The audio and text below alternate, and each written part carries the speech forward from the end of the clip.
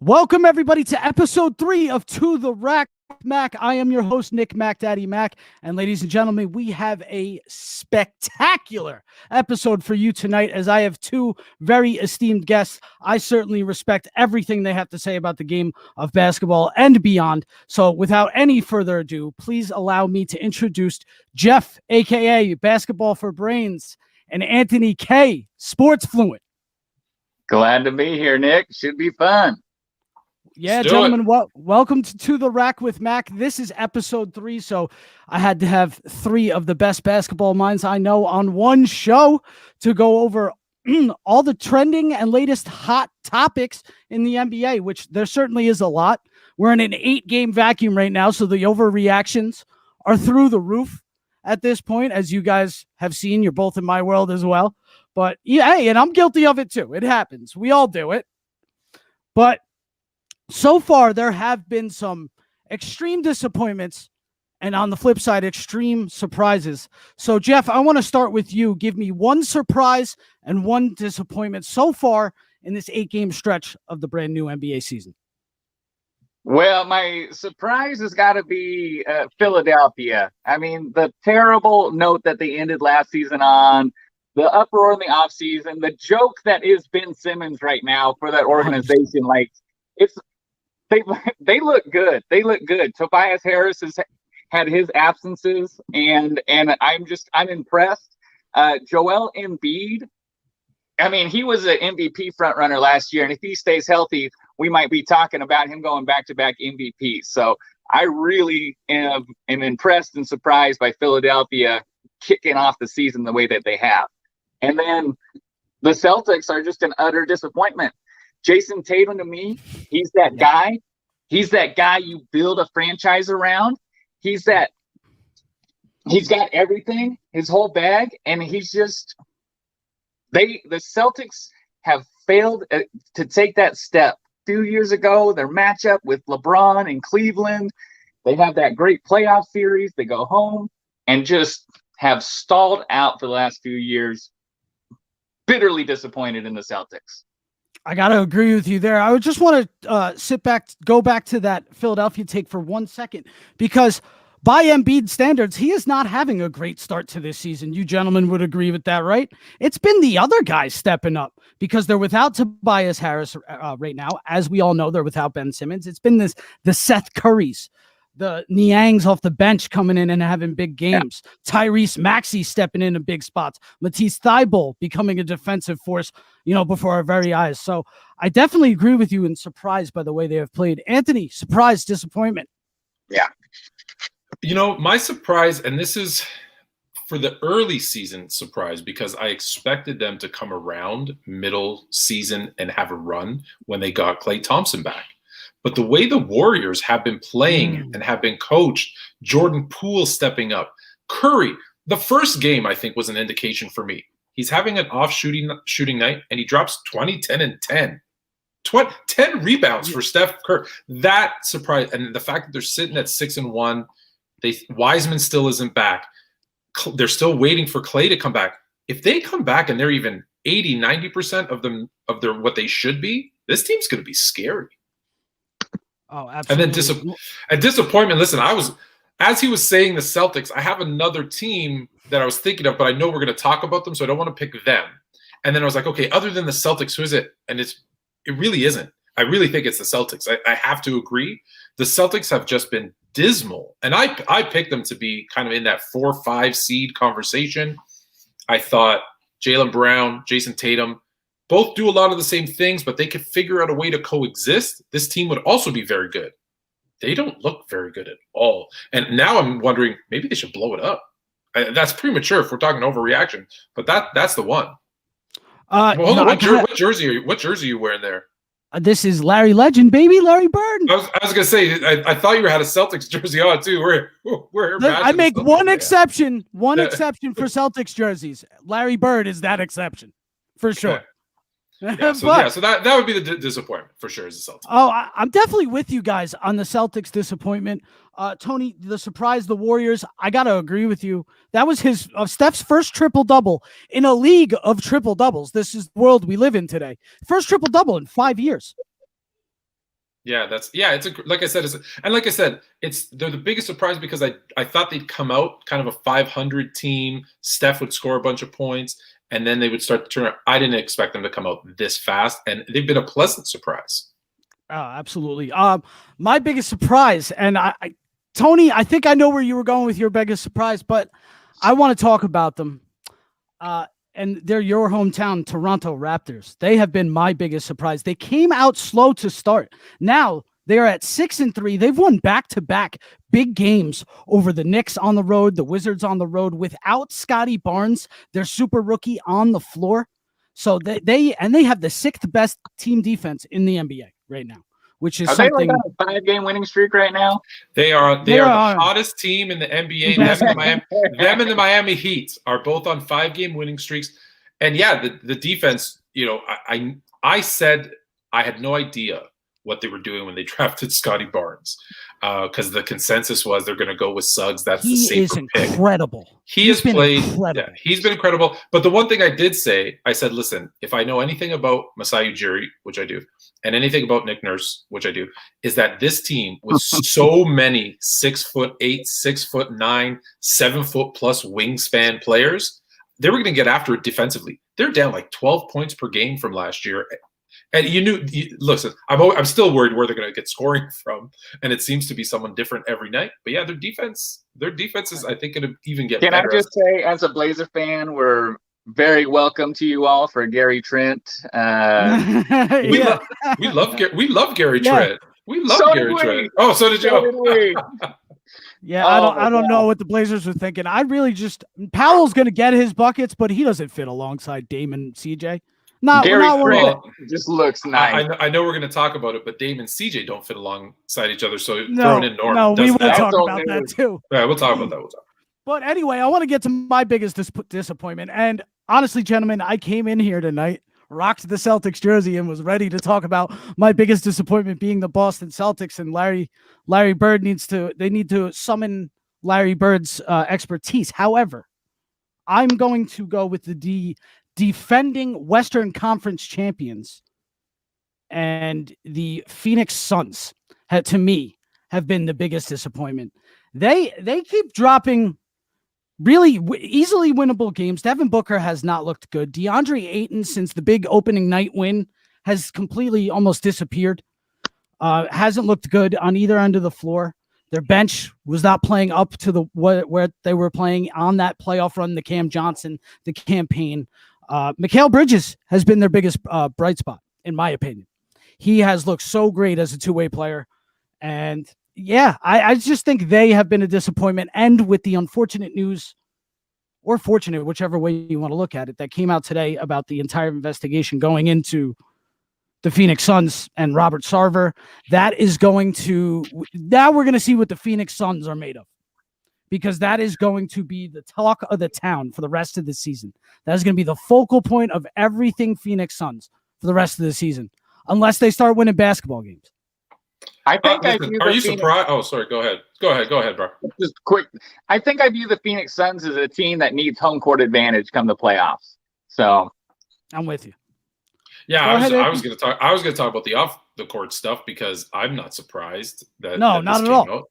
And I think it's just. It's a drop in the bucket. I think after John Gruden in the NFL, this story, you're going to start hearing more and more stories of this stuff. And you know what? Good.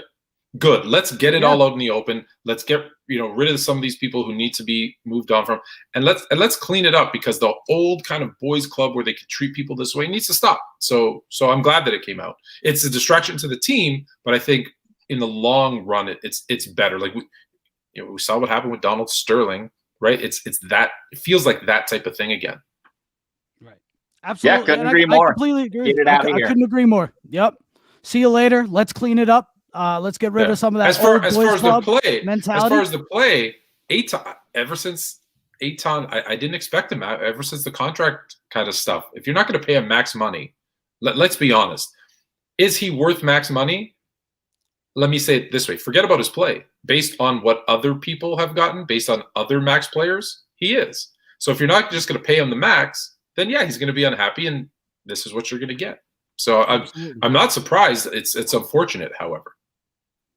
Absolutely. Now, before we get into the Eastern Conference, because I want to talk about a couple of specific Eastern Conference teams before we go off on our respective teams, because I know we all have a lot to say about each of our teams that we cheer for night in and night out. But the level of competition, correct me if I'm wrong, gentlemen, the level of competition, the lack of foul calls with the new rule being called, are you just like enamored with the sport of basketball this year so far, as am I? Like, I cannot stop watching. I mean, I'm up every night with a game on my computer, a game on my phone, and a game on my TV. Like, I'm just almost obsessed, and it's kind of sick. But are you guys at that level or no? I'll let you go first, because I mean, I can't say I'm at that level. Listen, Nick, is there a start to any NBA season that I'm not enamored? I love this time of year. We just got going.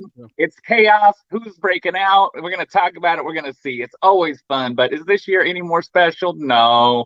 Like I'm glad the rule changes always are gonna take some time, and I feel like, really, in 3 or 4 months, when players adjust, when James Harden adjusts, when Damian Lillard gets his rhythm back, like, we're going to see even more guys elevate their game. And it's fun. Should be. The NBA is so insanely loaded with talent this day and age. It's crazy. It is crazy. There's multiple guys top to bottom throughout the league. If I could steal an old saying from when I was a kid, the NBA, it's fantastic. And I wouldn't say I'm more enamored this year than any other year, because I think every NBA kickoff, I'm doing what you said. Like, I've got games going on everywhere. I'm trying to watch as much basketball as possible. The thing about the stars, like, forget the rule. Honestly, the rule changes, I like. The flow of the game feels a little bit better. But listen, even if they didn't do it, I'd still be watching. So I am enjoying it. That being said, I think that the amount of stars, right? Like, listen, I've been watching basketball for, maybe don't want to even admit it, but almost like 40 years. And so, like, I grew up watching, it was Magic Bird. And there was other nice players, but it was really Magic Bird. Then it was Mike, right? Then it was Kobe. You had, like, even when you say, well, Kobe, people will debate Kobe, Duncan. Listen, when you were watching, it was Kobe, right? Duncan was getting it done. Yeah, Duncan was getting it done, but you were watching Kobe, right? So I went through that. And T-Mac. Maybe Iverson. Right, and then it went from that to, and then it went from that, Vince Carter. And then it went from that to LeBron. Oh yeah, Vince Carter for sure. But what I'm saying is, there was, when you looked at who the best player was. No offense, you never said Vince Carter was the best player in the league. Maybe the most entertaining to watch, but never. Yeah. He was never that guy. So it really went, like I said, to Kobe, to LeBron, obviously, and LeBron has had a long stretch. But now, as he's winding down, right, the NBA as a business and as fans, we're like, okay, who's going to take it now? Well, have you ever had maybe 20 guys? 10 guys that you're like, it could be Luka, it could be Tatum, it could be Giannis, it could be Dame, it could be Morant, it could Steph. There's so many, and I just named 8 people, and I know that I missed KD, Harden. Like, I missed KD, right? I named 7 guys and missed KD. So there's so many great players that it's so fun to watch them, because now you could have a real debate. Who's the best now? That's a great conversation. It is fun that there's some parity, but I also disagree with what you said, because I think Giannis is the guy that is going to get the league hand. When LeBron is out, Giannis is going to take that torch. He's going to take the mantle. We'll see. I mean, there's going to be a lot of. I think where I see some pushback on that, though, is there, like Anthony's alluding to, there is a ton of guys who are not just going to hand that torch to, not going to let. They're going to be nipping at the heels. Them. Yeah, exactly. Giannis probably takes it. You're probably right. He takes it, but I don't think there would be so many. I don't think there's ever been a time when there's been so many people.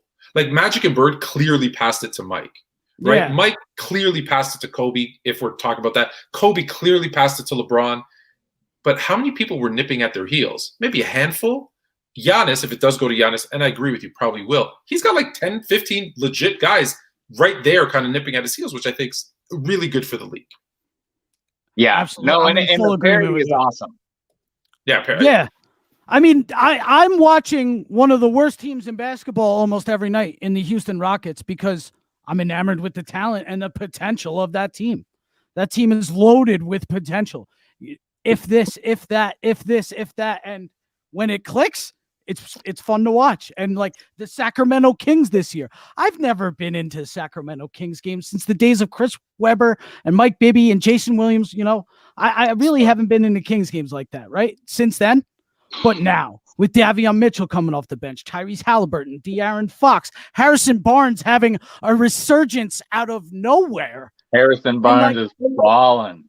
Like balling. And it's like, who is the, and like, I was so hard and like so low on Luke Walton when he got that extension in the offseason. I was bashing that move, and he's done an okay job so far developing these young players as a team. So like with the parity of talent, it's a beautiful thing when I'm going out of my way to watch Kings and Rockets games.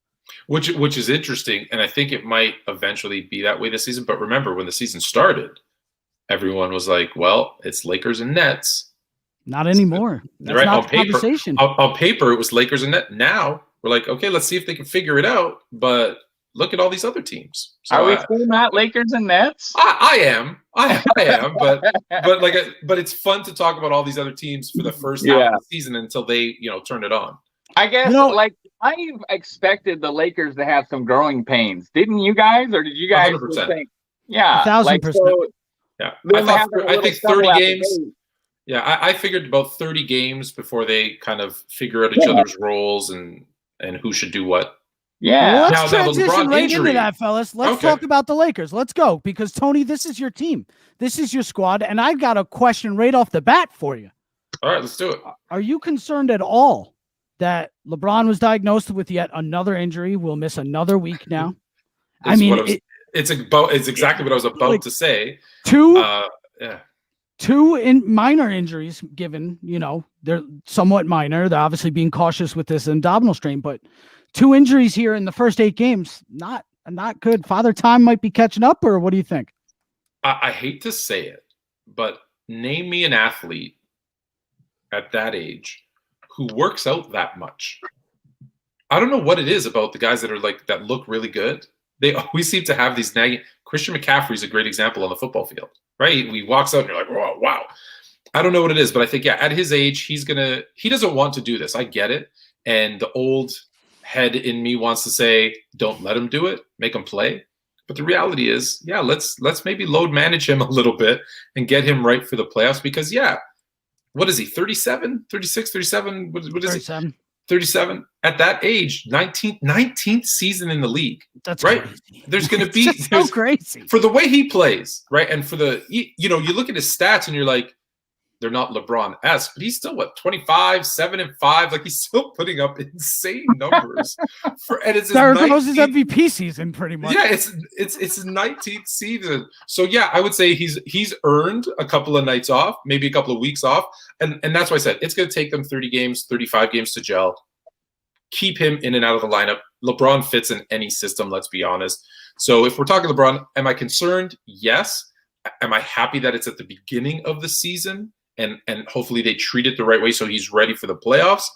I think they're smart enough to do that. If this was the last week, last month of the season, he started getting the injuries, then of course I'd be really nervous. Absolutely. And these are the games like tonight and moving forward for the next week here, where I really look for Russell Westbrook and AD to build that chemistry that they need to build and really take the leadership role on this team. Yes. And the role guys, I'm not looking at Kent Bazemore anymore. I've seen enough almost from Kent Bazemore. He has not looked great to start the season, but I am looking at guys like Malik Monk, Kendrick Nunn, Carmelo Anthony has been tremendous off the bench. He has just been, and that's not getting talked about enough, is how tremendous he has been off the bench. I think the best thing for Carmelo that happened to his end of his career was kind of being out of the league for a minute, where it was like, oh, nobody wants me. Going to Portland, and Portland letting him kind of find this role as an older scorer, I guess, is his role. And now he's like, hey, I'm okay with that, right? Because I've also been in the league for 19 seasons, because he came in the same year as LeBron. And it'd be like, and I think he's a year older. So him to come in and say, okay, I can play this role, it's exactly what the Lakers need. Because if you think about who's going to carry them, it's going to be Davis, LeBron, Westbrook, and Anthony. Those are the 4 guys who are going to do the bulk of the scoring. Those other guys that you mentioned, Nunn, Bazemore, Monk, all those guys are going to be situational. Look, they're going to have to hit some big shots. They're going to have open shots to hit, and they're going to be very important. I always talk as much as I can about those role players because they're important. But you need those 4 to really be on their game if they're going to look to win a championship. So, and I think they will figure it out as the season, like I said, as the season goes on. Absolutely. I'm right there with you. I projected them as the 1 seed in the West. Maybe they drop to 2 or 3, but I do see them coming out of the West when the season's all said and done. Still, I'm not overreacting after 8 games. If anybody remembers when LeBron was in his prime in 2013 and 2011 and 2010, 2012, him, Bosh, and Wade had to find their own and come into their own. So why should it be any different, 8 years later, right? So now let's transition to Jeff's team here. Jeff, we got a lot to unpack with your Portland Trailblazers. I believe, anyway. I think maybe as a Trailblazers fan, you might be, and you're a realistic guy, you didn't really have over expectations for them heading into the season, did you?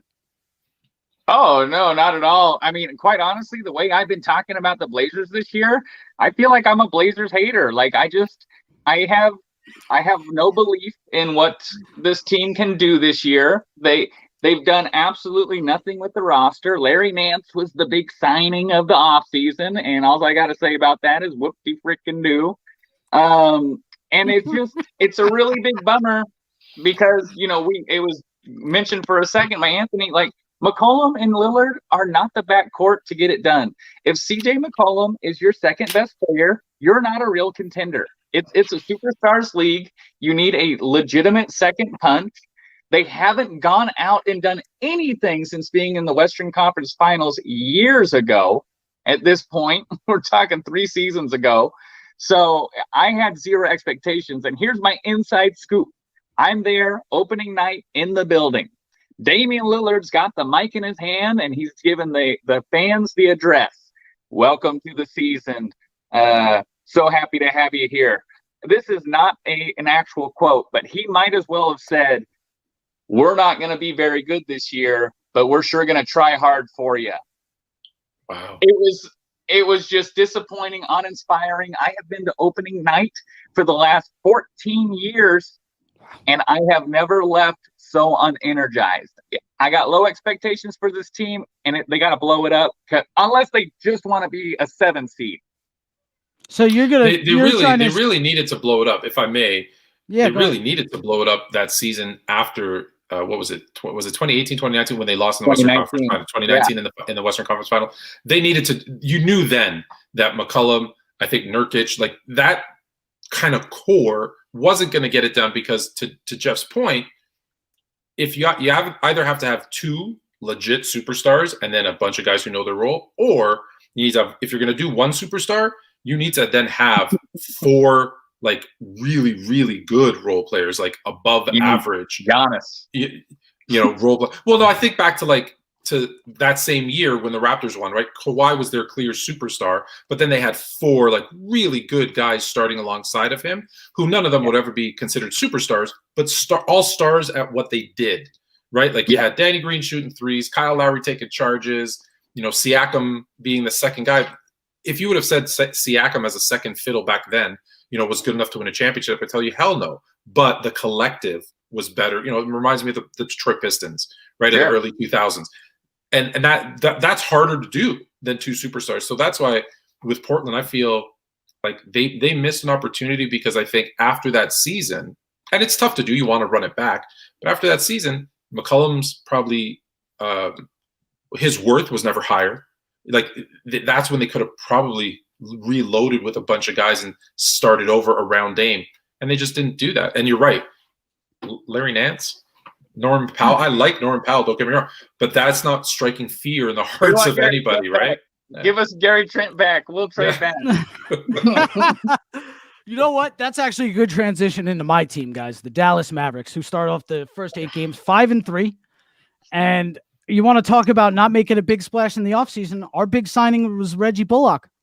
So, that's right. And the way he's performing so far this season, listen, when I heard the news, I was kind of pumped about it. He brought a lot of energy to the Knicks. I thought he was a key component and a key role player for them last year and the success they had, but he has not been that for the Mavericks so far. But I will say this, there have been a couple of adjustments the last few nights made by Jason Kidd to start Jalen Brunson rather than bring him off the bench, considering that Kristaps Porzingis has now missed 5 straight games, his typical beginning of the season stretch where he misses a bunch of games. But Jalen Brunson has performed well in this starting role and has actually opened up Luka Doncic quite a bit the last 2 nights. Now, they did drop the first game there, but they came back and beat the Spurs last night. They dropped the first game to Miami that Brunson started, but he had something like 27 and 8. Last night, in the win over the Spurs, he had 31 and 10 as a starter. And it's opening up Luka's playmaking a lot more. And I think that they will have more success with that. Now, that being said, Dwight Powell cannot be your starting center. I'm sorry, if he never injured his Achilles, it's nice to think about what could have been, but he just cannot be your starting center on a successful team. I think when Porzingis gets healthy, you bring him back and you start giving Moses Brown. I'm not saying that Moses Brown is going to come in and save the Mavericks, but I think he's a better option at this point than Dwight Powell. Yeah, 8 and 4 probably doesn't get it done for your starting center when the only 20-plus point scorer is Luka, who also leads your team in rebounds and assists per game. Like every year. Every year since it's been a little dabbly. Yeah, it's one of the teams. I know it's your team, and I don't talk bad about them on purpose because they're yours. But I always think like they're going to waste away Luka. Like I know there's people who like Porzingis. I do not like Porzingis. I don't like anybody on that team. Let's be honest. With the exception of Luka, I'm like I would trade them all away and really be like, okay, what does he need? And the funny part is, I think one of the things he needs, which is probably why Brunson has been so useful since he started in the starting role now. And why people are starting to talk about him as the most improved player, like in that conversation this year, is that I think Luka, as I know that he's a point guard, but I feel like if he likes scoring, he really likes to score. So get him a point guard who's going to distribute to everybody, and maybe take some of that responsibility away from him. And I don't think it's crazy to think that he can be off ball a little bit more. Because right now it's Luka and 4 other guys, and that's not going to get it done. We just talked about it. One guy isn't going to get it done. Yeah, I actually agree with what you said there, Anthony. Like, I would blow it up too, but to me, Luka's just got so much time. He's just started to scratch his ceiling. I think he got anointed a little too early, and as these years continue, and he actually gets a running partner. It's funny you said what you said about Porzingis, though, because I'm under the impression nobody likes Porzingis. So I don't like Porzingis. Every time I say that, people tell me, no, he's great. He's wonderful. It's Luka's fault that he's underperforming. I'm like, I don't know, man. Like, drug test those people. Yeah. Drug test those people. Yeah, I don't know about that. It seems to me Porzingis is not very light, and everybody knows that's not the running partner for him. So let me put this trade out here for you guys. I've been pushing this one for over a year. Porzingis for Karl Anthony Towns, and you package whatever you need to get Anthony Towns. Yeah, but why would Minnesota do that though? Because they've done nothing with him. So they got to do like if they're going to do something.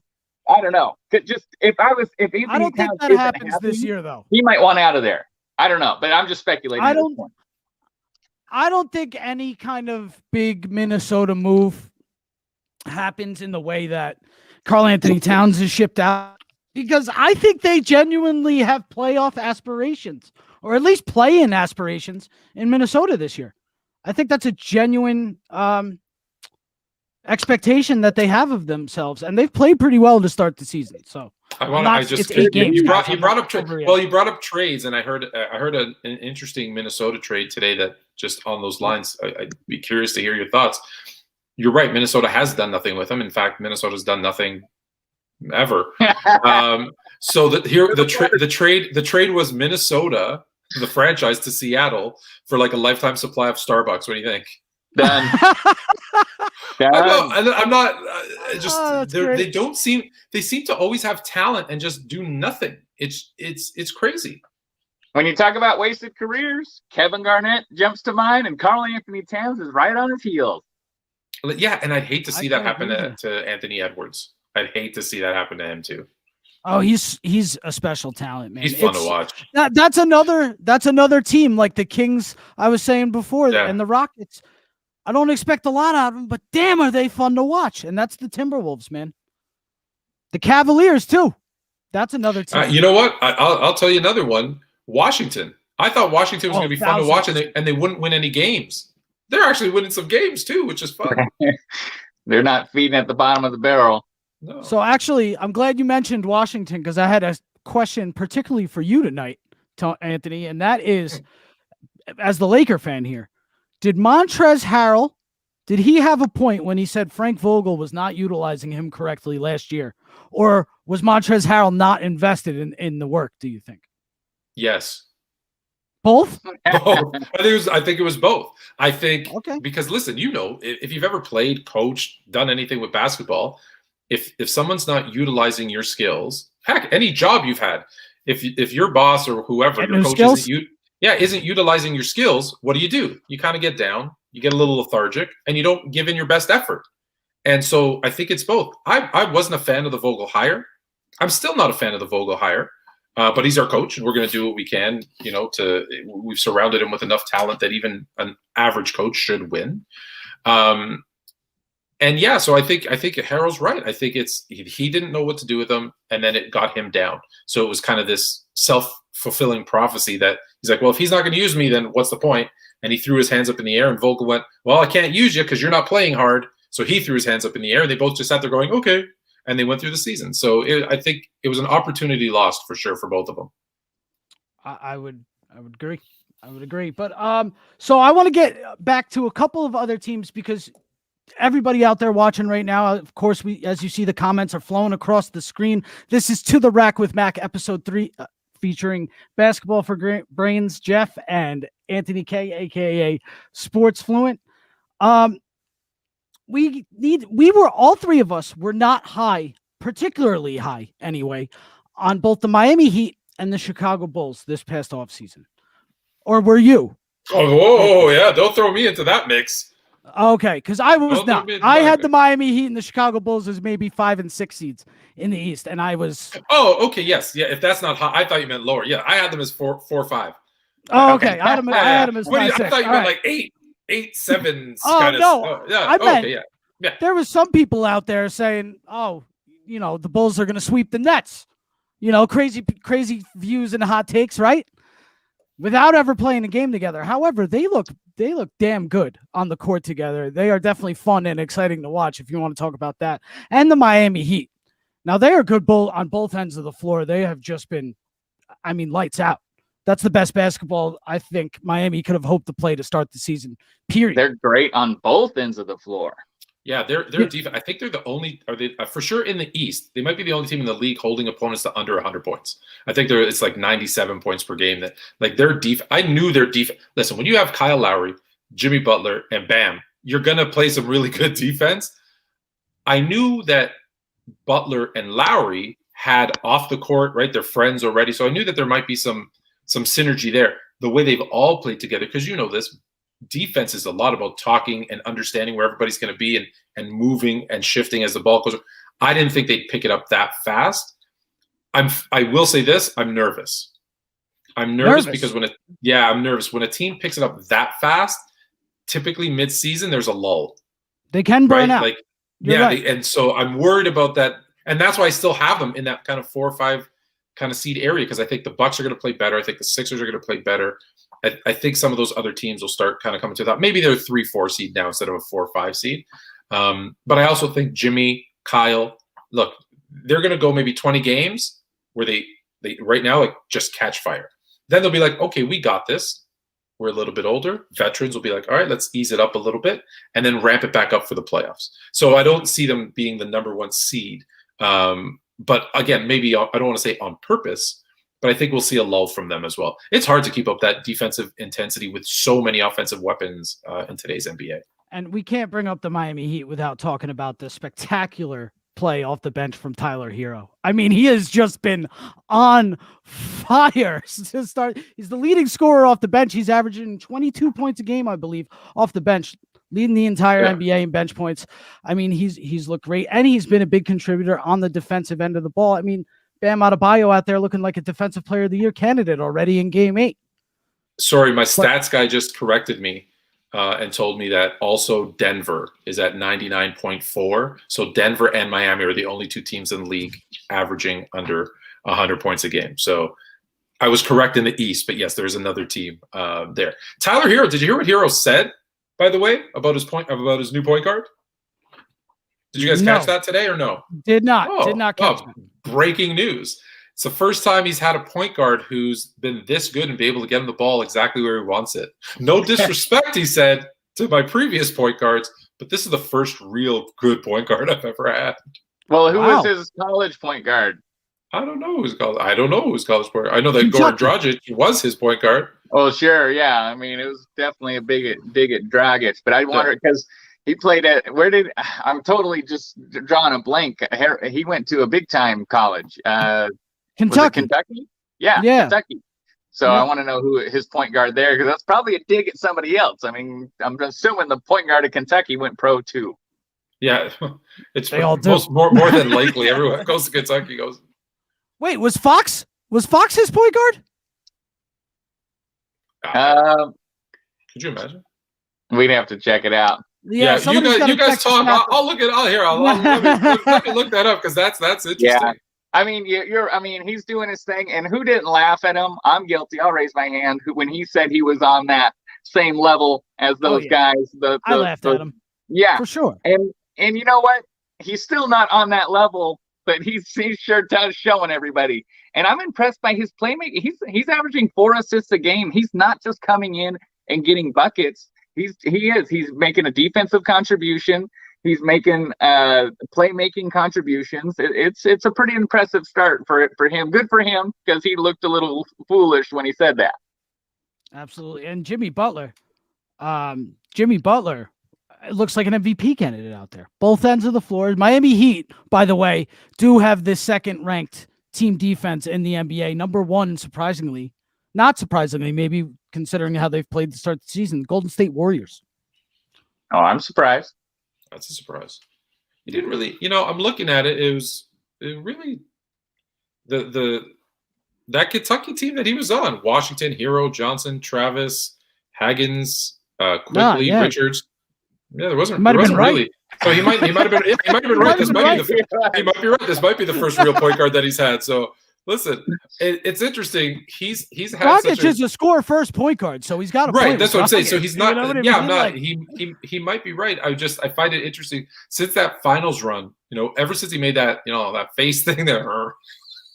Yeah, it's been. I think he got a little too high on himself. So I think he had a knockdown, come back to reality, and now he's like, okay, it's not as easy as I thought it was, and he's really starting to pick up his game. So good for him. Absolutely.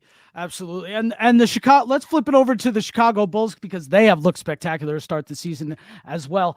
I did a TikTok today about the way DeMar DeRozan has been playing, and his offensive numbers. They're what's going to jump off the sheet at you, right? His true shooting is upwards of 60% right now. He's shooting lights out from all over the court. But where he has made his best impact, his individual defensive rating is a 94.5 right now. And he has looked incredible. Him, Levine, Lonzo, Caruso, they've all just meshed. Where was that defense when he was in Toronto playing against LeBron and the Cavs? Where was that defense? LeBronto, where was that? No, he's looked great, averaging 27 a game. So listen, my concern with the Bulls coming into the season, why I had them rated kind of that 5th seed, I didn't know they could stop anybody. I was worried about their defense. I knew that they'd be able to score, but I didn't think they would be able to stop anybody. And that's been Ball has really stepped up his defense. Like you said, DeRozan has stepped up his defense. I think we don't give Vucevic enough credit for his defense. He's also leads the team in rebounds, which people said he couldn't do, right? Just under 11 a game. He's also, who's the leader? Well, I shouldn't say this. I almost gave it away. I guess I gave it away. You gave it away. Who leads the Bulls in assists? Vucevic. They're center. They're set. When you have, it's just, sorry, when I saw that stat, it blew my mind. So yeah, they've looked fantastic. They might be, if they can keep up the defensive intensity, I can't believe I'm gonna say this. They might be the team to beat. No. Ooh, but see, I don't know. all right. I heard they were pretty elite. So a friend of ours calls them very elite. So a friend of ours calls them very elite. Well, why can't a team like Chicago hit a lull? Because they're a completely new team. That's a completely new squad system, right? Yeah, as we're talking about the Heat and the Bulls and where they are, the Heat, I'll stand corrected on what I said about the Heat preseason. I think they do look like a 3-4 seed right now. The Chicago Bulls, I'm not sold just yet. And Lonzo Ball has got a little more to prove to me that he can be that guy. And DeMar DeRozan, I don't know if he keeps this up at that level throughout the year. So I think that lull that you just alluded to, I think it's going to be there. And there's some other teams in the East to deal with. The Knicks look pretty all right. You know, the Hawks did what they did last year, and Trae Young is still around. So there's some other teams in the East. And the Sixers, boy, they look – I had them as a drop-off. I had them more with the Heat. Well, actually, the Heat and Sixers, okay, you know what? Maybe those teams are a little more legit than I thought. So the Bulls, I still see them as a 7 seed. A 7 seed. Wow, 7 seed. 7 seed. 7 seed. Who are the 6 ahead of them? Well, all the teams that I just mentioned, you know, so I got the Knicks and Hawks finishing above the Bulls here. So Miami, Philadelphia, Brooklyn, Milwaukee. Where are we at already? Is that it? That's 6. That's it. And then the Bulls. So I don't think it's crazy that they're a low-end seed. You have the Knicks ahead of the Bulls? I'm just not overreacting to the nice start that they've had. Okay. So you have the Knicks over the Bulls, is what you're saying? I do. You do? Okay. I don't have the Knicks over the Bulls. I don't think the Knicks can sustain, but they can put me wrong again. I don't know. If you say that, Jeff, if you say that, I might go back to calling you Brian. Brian. I saw Basketball for Brains. You didn't even catch it early. I called you Brian. I was like, wait, that's not his name. It's Jeff. And then I realized I called it because I saw Brains in your title. All right. Yeah, gentlemen. listen. Yeah. All right. Sorry. Let's go. Yeah, Nick. Sorry. Yes. No. I'm not going to die on the Knicks hill. Go. I want to hear this. Actually, go ahead. It's Bulls, Knicks, Hawks in that little mix. The Hornets can be in that little mix. So I guess good job for the Bulls to start. And if they can prove it throughout the year, they've got the talent to be the team to beat of that group. But I've got 4 teams in the top 4 that between Philly, Miami, Brooklyn, and Milwaukee. I mean, that's my top 4, and I'm not putting anybody above those guys yet. All right. I guess we shall see. I mean, listen, we are living in an 8-game vacuum right now, so I guess everything's up in the air at this point. But there are some trends and stuff to talk about. You mentioned the Hornets. I could sit here for another half an hour and talk about the improvement I've seen in Miles Bridges. I mean, my Lord, goes from averaging 12 to averaging 27 a game. I mean, like him and LaMelo next to each other, it's like a serious conversation. They're one of the best young duos to watch in the league. Can't really deny it. Jordan, not only the GOAT, but the GOAT executive. No. Don't go that far. Didn't he draft Kwame Brown? Let's relax. All right? Oh, there's a laundry list of bad. Oh yeah. Adam Morrison, Kwame Brown. The list is long. It's a long list indeed. Anyway. But he's as good. He's as bad a GM as he is a great basketball player. As you can see, folks, the 3 basketball minds here could probably be here all night talking basketball with you guys. But we got to wrap it up here. But usually I ask for one hot take at the end of my shows, but I'm not going to go that route tonight. What I want you to do is right now, if you had to pick the NBA Finals and they are not the Nets and Lakers, who do you got? Right now, today. Yeah, go ahead, Nick. I got Miami, Golden State. I was like literally about to say though. Right now, today, those are the 2 teams on top that are having fun. So let me give you 2 different ones for that matter. Okay. Give me right now The Chicago Bulls and the Utah Jazz. You just said they're going to be an 8 seed. They went from an 8. They went from an 8 seed. They went from an 8 seed to the NBA final. I think I answered the question wrong. No, I did say if the season ended today. Okay, if the season ended today, who would be in the NBA final? All right, you all hit it with Golden State. I think Golden State makes it, and they play the Toronto Raptors. Oh wow! Okay. Listen, the way they're playing right now, would you want to play that team in a 7-game series? They're the hottest team in the league.